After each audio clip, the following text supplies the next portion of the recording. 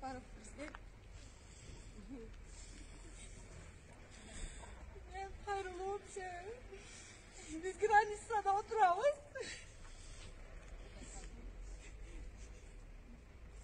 Gubernatörge dağı hayırlat dedem soldatlarını koysun. Günü gece bugün sıla 6'sı, gece 5'i oğun. 6 çamalarında dağın bir ok atıldı biz jaka.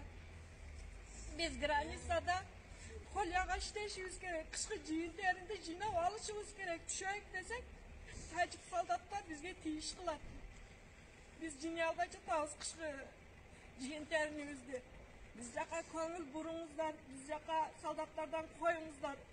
Bizim yüz jaraksız bolğon baldarыбыз kaçıp, azırgı günde baldarыбız tölükке daladan ok termeyi 100 metrede oymuş olup kaldı. Avtomat, oyun, temir, kesek, bu uçkan arıjiyalarının kaldığındısını ter oynap kaldı azırgı günde bizim baldarыбız.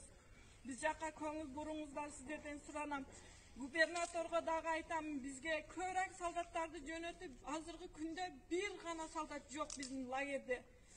Nargı etide Tacik'in soldatları turat, bu etide yok. Bizim balдар daje köçöge çıgıp oynay alбай kaldı.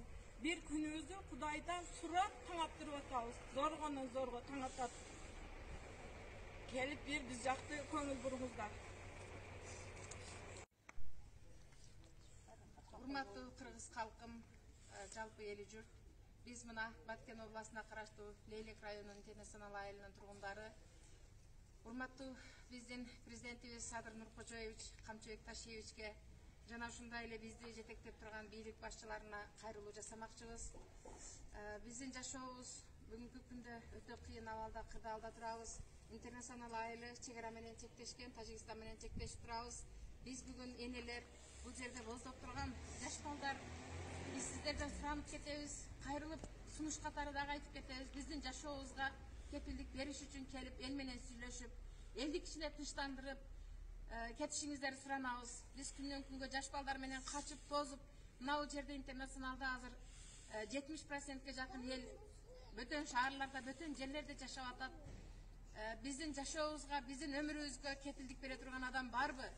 Же болбосо бизди биротоло көчүрүп кетиңиздер, башка жакка барып жашайык. Энелер кыйналды бүгүнкү күндө, жаш балдар кыйналды.